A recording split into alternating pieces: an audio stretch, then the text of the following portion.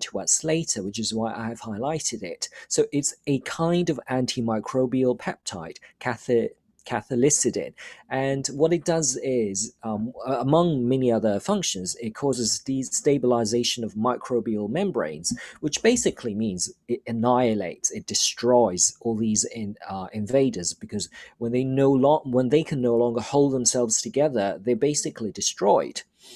And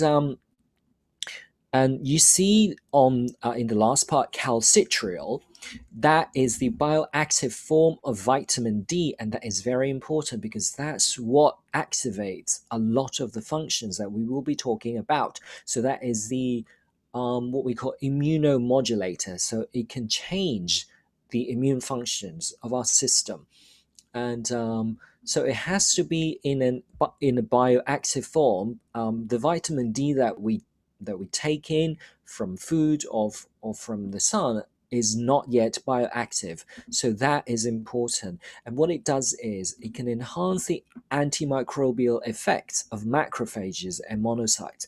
These are two types of immune cells that we'll be talking more about in detail later. So okay, this is one type of innate immune cell that I want to highlight. They're called natural killer cells. They kill a wide range of invaders. They don't need prior exposure because they provide general protection. They don't have surface antigen receptors, and they reside in your spleen, blood, bone marrow, and lymph nodes. So they're basically all over, and they recognize self markers. What it means is, it does it basically checks everybody, but as long as you don't have a self marker, it attacks you because you're not self, you're not one of us. So we can liken them to the Marine Corps or border control, because they basically patrol around the border, and they are present in large numbers, for example, in the skin, respiratory tract, gastrointestinal tract, urogenital tract. But where foreign invaders are likely to get in, they are there to patrol and to protect us. And another type that I would like to draw your attention to is macrophages.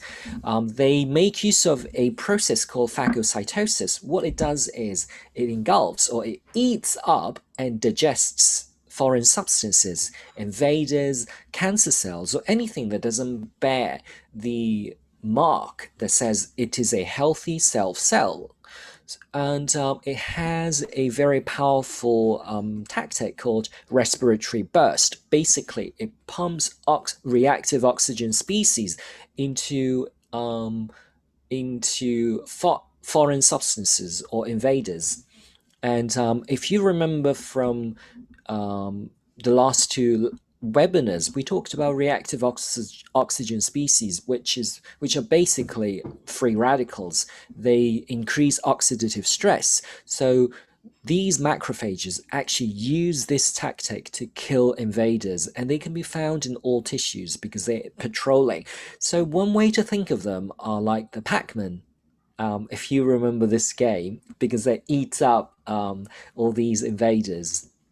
Okay, now that we've talked about the innate system, let's talk about the adaptive immune system. There are two further branches of the adaptive system: the cell-mediated system and the antibody-mediated system. I'm sure a lot of you have heard of the term T cells, so I won't be talking about all of them, but just one type of them, killer T cells. So these are immune cells. They actually were created by our bone marrow, but then some of them migrate to our thymus, the gland about here, right close to your chest, and they mature there. That's why they're called T cells. T stands for thymus. What they do is they can recognize infected cells through the antigen that they present on the surface.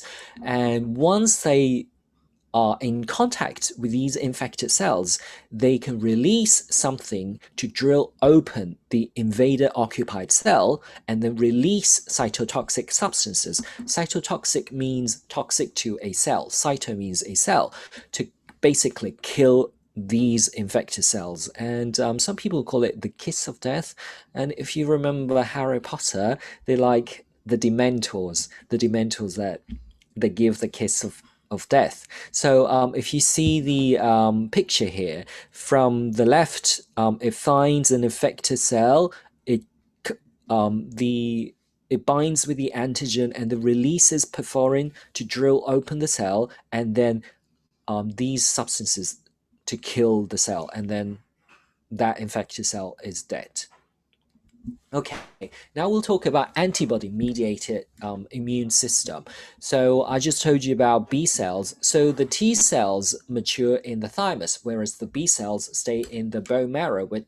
That's why they have the word B, bone marrow. So what they do is they agglutinate and precipitate antigen. What does that mean? They cluster up, like in this picture here.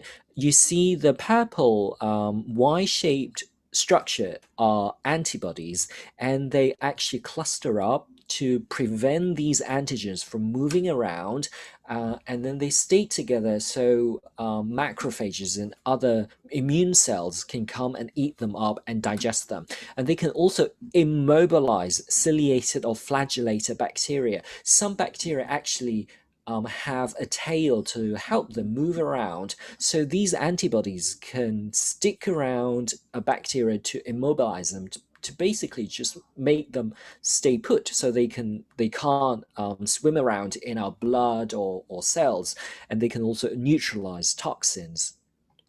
Okay, now that we've talked briefly about the immune system, let's review what we can do, some strategies to boost our immunity. I think these are all common knowledge for most of us, but we'll just quickly go over them again. First of all, diet, of course. We need to eat adequate amounts of fruits and vegetables, so we get our vitamins, our minerals, our phytonutrients for our immunity. And then also exercise. Usually 30 minutes of moderate exercise a day is enough for you to keep your immune system running smoothly. And then, of course, sunshine. Studies have shown that people who are deprived of sunshine have a high risk of mental diseases. And we know that the sun makes us happy. And then, of course, sleep. You need to get enough sleep, at least 7 to 8 hours a day, for your immune system to run smoothly. And then let's talk about stress management. We all live in a modern society, and we have all sorts of stress, from our work, from our family, from our relationships, or even from our health. So what it does is, when we feel stressed, our body actually releases stress hormones like cortisols and adrenaline, and they can increase the oxidative stress in our body or inflammation, and those will further reduce our immunity. So what you can do is you can practice yoga or meditation or even breathing exercises to help yourself calm down and reduce stress. And then finally, some scientists actually say our immunity or our health starts in the gut, and some even say that 80 or even 90% of our immunity resides in the gut. So it's very important that we keep our gut healthy. So one strategy to do that is to take probiotics or eat probiotics rich food like kimchi, sauerkraut, kefir, or yogurt. And also, you should also take prebiotics, because prebiotics are basically the food that we feed to these probiotic bacteria to keep them happy and healthy. Okay, so if you would like to learn more about your immune system and some practical tips on how to optimize your immunity, I highly recommend that you read Dr. Paul Clayton's book, Strengthening Your Immune System. It's a very accessible book. It uses friendly language to talk about the immune system, and he gives some very practical and actionable tips for all of us to improve our immunity. So I highly recommend it if you're interested in learning more. So yes, you can find it on Amazon, or you can order a hard copy as well. Okay, now let's talk about vitamin D. Why are we talking about vitamin D tonight? Because as you know, Balance Oil Plus contributes to a normal immune system because it has a daily dosage of 20 micrograms of vitamin D3. So traditionally, um, vitamin D is only discussed in the context of bones and calcium metabolism, because it is a well-known fact that if you are deficient in vitamin D, you will get rickets as a child. If you're an adult, it's called osteomalacia, and if you're old, if you're an elderly and you don't have enough calcium in your bones, you develop osteoporosis. But then in the past 10 to 20 years, about the past 2 decades, more and more research is showing that there is actually more to vitamin D than we previously thought, because it has now been found that vitamin D receptor and vitamin activating enzyme 1 alpha hydroxylase are actually expressed in many cell types, including our intestines, pancreas, fat cells, brain cells, and immune cells. And why is this even relevant or important? Because we need these two, let's say, cofactors or co-stimulators, the vitamin D receptor and the enzyme, to convert our vitamin D into a bioactive form. Do you remember from an earlier slide that we talked about calcitriol? That is the bioactive form, and we need both of these things to turn them into that bioactive form. In the past, we thought only it was the job of the liver and the kidney, but now we found that in fact many cells in our body do that.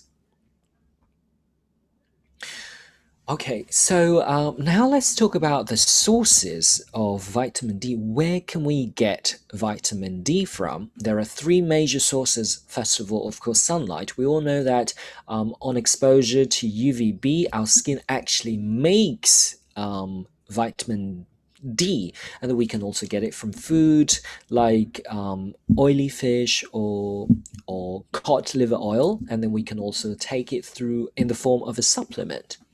We'll talk more about that in detail later. Okay, a lot of people say, oh, I drink milk every day. Does that mean I get enough vitamin D and I don't need to get sunshine, or I don't need to take supplements? Well, it's true that it does give you some amount of vitamin D, but it's insufficient to ensure a daily intake, because let's say you drink a glass of milk every day, let's say an 8-ounce glass that gives you 236 milliliter. It only gives you 100 IU, and that is not enough. We'll talk about how much we need later. And so how do we so, what are the different factors that contribute to the nutritional status of vitamin D in the human body? First of all, your dietary habits. What do you eat? Do you eat fish? Do you drink a lot of milk? Or do you take supplements? And then there's also the country's fortification strategy. For example, did you know that in Canada, only margarine and milk are required by law to be fortified with vitamin D? So everything else is just up to the manufacturer. And then there's also genetics. Some people who have certain genes are predisposed to a low level of vitamin D. So you wouldn't know about that unless you take a DNA test. And then the latitude, how far away are you from the equator? The further north you are, the less sunlight you get, and that means the less vitamin D you will also get from sunlight. And then also the seasons. In summer, we get more sunlight, so it makes sense to think that we get more vitamin D in summer. And then also skin pigmentation, your skin color. If you have darker skin, it actually takes you longer under the sun to get the same amount of vitamin D as someone who has lighter skin. And then there are lifestyle reasons. For example, do you put on sunscreen? For example, I've been told that in East Asia, in Taiwan or Japan or Korea, young girls actually wouldn't go out without first putting on sunscreen because in East Asia, um, having pale skin is considered beautiful, which is why they don't want to be tanned. It's completely different, the opposite to Europe, where they consider having olive skin is a sign of good health. And also clothing. It also depends greatly on your lifestyle. For example, I practice yoga and I have a lot of yogi friends, and yogis tend to wear their yoga wear everywhere. For example, you see a lot of female yogis wearing just a sports bra everywhere, so they are exposing more of their skin to the sun. So in a way, they're actually getting more vitamin D than people who sit at an office every day. So lifestyle is a big factor. And finally, age. Elderly people need up to 4 times more sun exposure to get the same amount of vitamin D from sun expo of yeah under the sun. Okay, so now let's talk about. So now I know I need vitamin D, but should I take a supplement? Okay, according to this study, it was found that adults who rely only on food sources for vitamin D may only be getting half of their daily requirements on average, only half of them, which means a lot of them, if they only take food, if they only rely on food for vitamin D, they are woefully insufficient in terms of their vitamin D requirements. And there are also other issues with relying only on food sources. For example, many people don't eat a balanced diet because they're busy or because of some other reasons. And foods nowadays are just not as nutritious as, say, 100 years ago. And then there are all sorts of pesticides and maybe different farming techniques or even soil depletion that affect the nutritious value of food. And then there are contaminants that might interfere with the absorption. And then finally, there are only a few foods that naturally contain significant amounts of vitamin D. And what are they? So, what can be considered rich sources of vitamin D? Well, actually, really only two major groups: cod liver oil and oily fish like sardines, tuna, or mackerels. And butter, cream, egg yolk. A lot of people think they are getting a lot of vitamin D from dairy products, but actually, no, they only contain a small amount. And a lot of scientists actually consider human and cow's milk a poor source of vitamin D.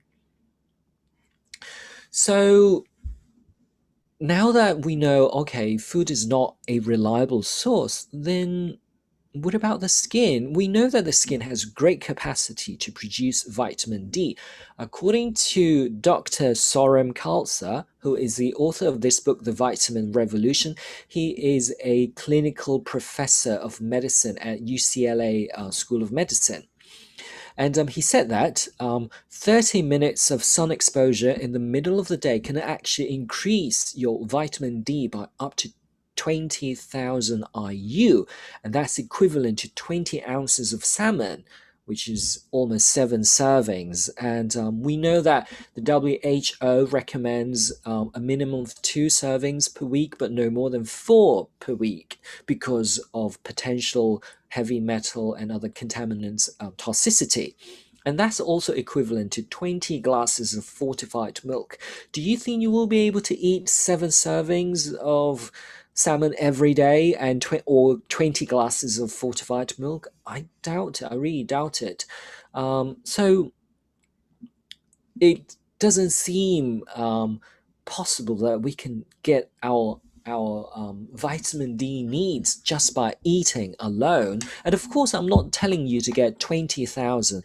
It's just a number that shows how capable our body is of making vitamin D just by exposure to sunlight. So In evolutionary terms, our ancestors actually they were living naked near the equator where there was more sun and then they were more exposed to UVB. But now we cover our body all year round, which means we're basically sun starved and vitamin D starved. So, unless you're drinking 6 or more glasses of milk a day or consuming oily fish every day, but if you're vegetarian, vegan, or you're avoiding sun exposure, or you're afraid of heavy metal toxicity from fish, then you really should think about supplementation. If it's an effective strategy to consider. Okay, this is a comparison of vitamin D recommendations around the world. Let's look at EU, the second last one. They recommend 600 IU, and then the German Nutrition Society actually recommends 800. Um, there is not a consensus among different countries or different regions, say less. So it's really up to you to decide how much you want to take. But from Balance Oil Plus, you will get a daily serving of 800 IU. Okay, so how do we measure the level of vitamin D in a in a person? So we use serum 25-OHD, which is a form of vitamin D. It's it, it's not yet the bioactive form, but then it's more bioactive than the vitamin D we take in. So there is a consensus that if your serum level is below 20 micrograms per milliliter, you're considered deficient. From 20 to 29.9, you are insufficient. Only if you reach 30 will you be considered sufficient. And then there is a tolerable upper daily limit to make sure that you're not getting too much, because too much, overdosing could be toxic.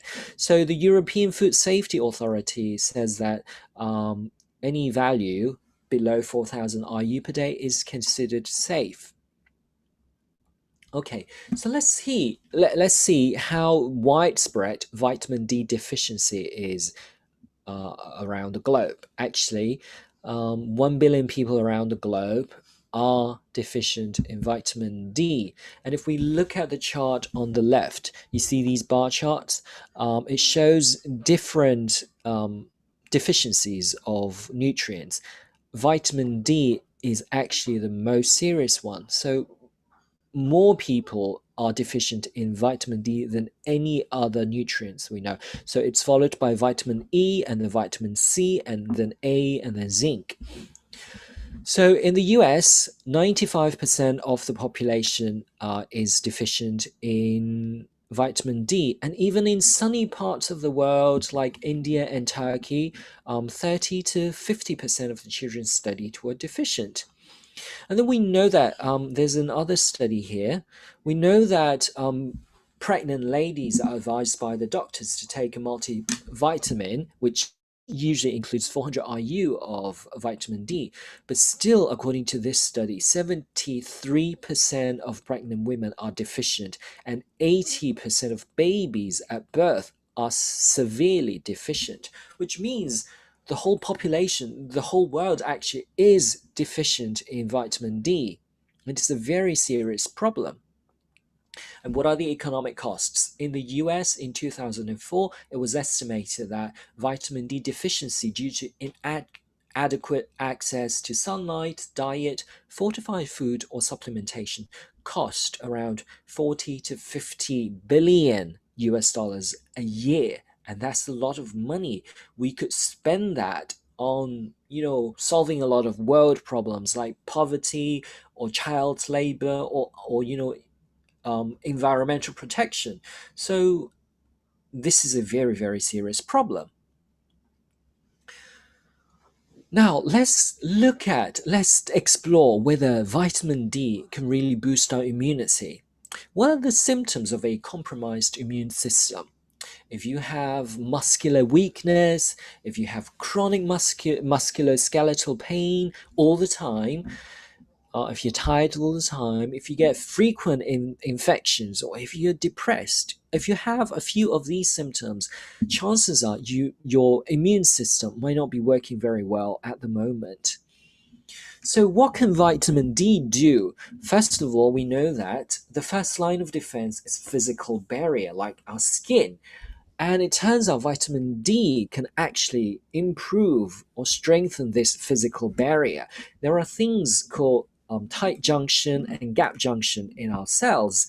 And never mind the name, but what they do is they prevent passage between cells. So if two cells are very tightly held together, nothing can pass through between the cells, right? Which is exactly like the shield wall you see here. This is taken from the Lord of the Rings. You see, when the shields are held very tight together, enemies when they're held tightly together, enemies cannot pass through. So it strengthen our immunity to protect us against invaders. And vitamin D can also improve cell-to-cell communication. Okay, so here is another study that shows that vitamin D can actually increase the production of antimicrobials, which we talked about earlier, cathelicidin. So in our skin cell, in our respiratory tract, the windpipe, and urogenital area, with the urogenital tract, these antimicrobials and defenses could be secreted upon stimulation from vitamin D to protect us. So they can protect us against pathogens and infection. And what about some biomarkers? Let's look at some lab tests to see whether supplementation with vitamin D can really increase our immunity. So one very common marker is salivary immunoglobulin, which is an important immune marker, and it's easier to obtain because you can just get it from the saliva. So there is this study that it studied the Marine Corps for 12 weeks. So there was a group who was supplemented with vitamin D, and then there was a control group, and they found that the supplemented group actually had a lot more salivary immunoglobulin A after 12 weeks, even though they were undergoing the same intense training in the Marine Corps. The other group actually dropped their immune biomarker. Another important biomarker is cathelicidin, which we've talked about a few times. Again, it's an antimicrobial peptide. In this study of 14 weeks, they found out that vitamin D3 supplementation actually make our body secrete this antimicrobial at a higher rate, which means we get this antimicrobial quicker and in larger numbers. They can this cathelicidin can directly kill pathogens, or it can bind to endotoxins to protect us. If we get more of it, which basically means we're getting a weapon upgrade, our immune system is getting an upgrade through supplementation of vitamin D. It's like we're getting a machine gun because it's faster, or we're getting a grenade because, as we see on this page, it can increase the oxidative burst of macrophages. We talked about macrophages earlier. Do you remember them? Like the Pac-Man. So what it does is it can insert something into these invaders and and kill them. So we're getting a weapon upgrade through vitamin D. And there's another study which shows that vitamin D supplementation can enhance macrophages, the Pac-Man's ability to kill E. coli. You might have heard of E. coli. We've heard lots of outbreaks of E. coli contamination. A few years ago, there was an outbreak in Sprouts in Germany, and then it's actually also commonly found in burger, in patty. So it can cause food poisoning. So this study basically shows us that vitamin D can enhance our immunity to food poisoning through its through increased macrophages' ability to kill E. coli. So this is actually very good news for us, because we know that Balance Oil Plus contains the recommended amount of vitamin D. So now, what exactly are the benefits of taking vitamin D in Balance Oil? According to this study, it was found that if we take vitamin D together with a meal that is paired with high-fat food, or if we take it with fat, it's absorbed much better. It's absorbed up to 32% better than vitamin D that is taken with a fat-free meal.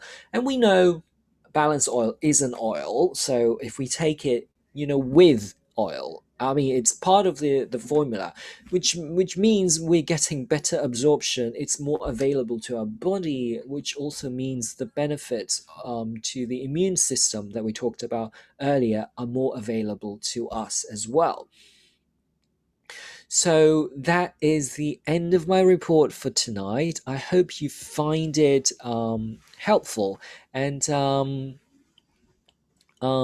next week, we will be talking about how the Balance Oil Plus can contribute to normal heart function. So thank you very much, and I'll hand it back to Rob. Thank you, Rob. Thank you so much, Master Shane. And wow, what some great statistics. And guys, please share this information. This is great standard industry data that's available, okay? And Shane's brought it into a 24-minute talk, so you can compile this and actually send it out to some people. It's all about the latest statistics and understanding. And our founder, okay, as in founder of the scientific side, Dr. Paul Clayton, making sure you understand that the data is coming from his scientific research. So Shane, I absolutely appreciate your time. I look forward to the next session, okay, on the hour. So in another 20 minutes, we look forward to the Chinese speaking session in full Mandarin, and then obviously we'll flip into the Cantonese 1 hour later to that. Peter Lam, any closing comments from your side? Well, this is not 101 to me. This is already too much for me. But let me summarize. So vitamin D3, this is not a new discovery. I would say that this vitamin D3 exists even before human exists. So I think more and more studies, and we found a very strong relation between these substances and our immune system. So if you want to have vitamin D3, you can take off your clothes. You can go to expose to sunlight for 30 minutes, but don't put on sunscreen.